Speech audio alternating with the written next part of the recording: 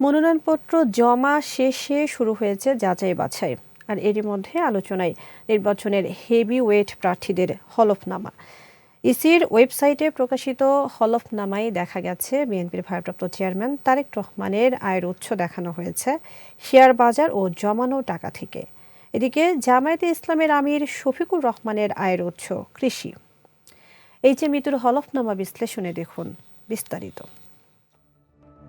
BNP ও জামায়াতের শীর্ষ দুই নেতার হলফনামা বিশ্লেষণ করলে দেখা যায় বিএনপির ভারপ্রাপ্ত চেয়ারম্যান তারেক রহমান 2025-26 করবর্ষে আয় করেছেন 6,76,000 টাকা। তার নামে নেই কোনো বাড়ি, অ্যাপার্টমেন্ট কিংবা বাণিজ্যিক ভবন। শেয়ার, বন্ড ও সঞ্চয়পত্রে তার বিনিয়োগ 6,76,353 টাকা। এদিকে জামায়াতে ইসলামের আমির মোহাম্মদ শফিকুর রহমান পেশায় চিকিৎসক। এই রাজনৈতিকের 11.77% ডুপ্লেক্স বাড়ি রয়েছে। বার্ষিক আয় 3,60,000 টাকা। এ আয়ের উৎস কৃষি ও দান।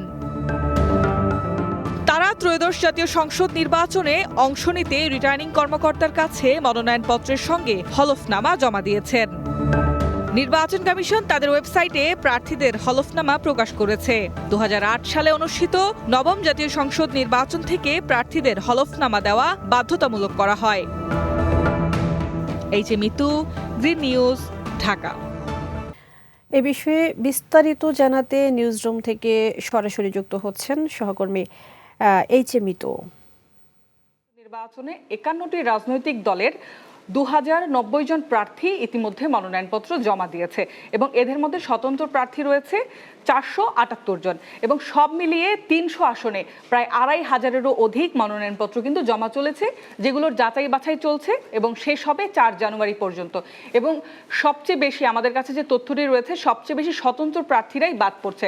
কারণ আপনারা জানেন ইতিমধ্যে এনসিপি থেকে যে মনোনয়নপত্র জমা দেওয়া ঠিক একদিন আগে পদত্যাগ করেছিল তাসনিম জারা, এবং ঠিক একদিন আগে তার জন্য যে সবচেয়ে বড় চ্যালেঞ্জ ছিল স্বতন্ত্র প্রার্থী হয়ে নির্বাচন করার, যে আসনে সে নির্বাচন করবে 1% ভোটারের স্বাক্ষর কিন্তু তার দরকার ছিল এবং এটি কিন্তু বেশ চ্যালেঞ্জিং ছিল। আমরা দেখেছি যে ফেসবুকে এবং তার যে আসনে নির্বাচন করবে সেখানে সে ক্যাম্পেইন করে করে প্রায় 5,000 ভোটারের স্বাক্ষর তিনি নিয়েছে এবং এই 5,000 ভোটার অর্থাৎ 1% ভোটারের সিগনেচার নিতে গিয়ে কিন্তু বেশ প্রতিকূলতার মধ্যে পড়ছে স্বতন্ত্র প্রার্থীরা এবং বেশ কিছু ক্রাইটেরিয়া আছে যেগুলো আসলে তারা ফুলফিল করতে না পারায় আসলে তাদের যে মনোনয়নপত্র সেটি কিন্তু আসলে বাতিল হচ্ছে। এবং আরেকটি তথ্য যেটি আপনি বলতে চাই, আপনার প্রশ্ন ছিল যে হেভিওয়েট প্রার্থীদের সম্পদের হিসাব। আমরা যদি হেভিওয়েট প্রার্থীর কথা বলি, বিএনপির কথাই যদি বলি, বিএনপির সবচেয়ে হেভিওয়েট প্রার্থী তারেক রহমান, বিএনপির ভারপ্রাপ্ত চেয়ারম্যান। তার যে সম্পদের হিসাব, তার বার্ষিক আয় আসলে হলফনামায় দেওয়া হয়েছে 6,76,000 টাকা এবং তার যে আয়ের উৎস সেটি বলা হচ্ছে যে জমা টাকা।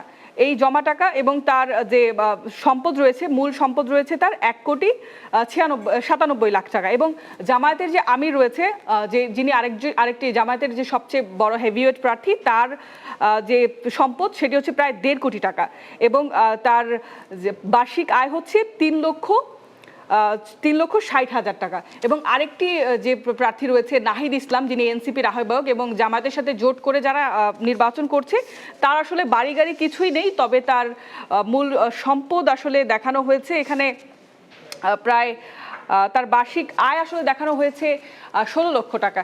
এই ছিল আপাতত যারা হেভি ওয়েট প্রার্থী তাদের সম্পদের হিসেব।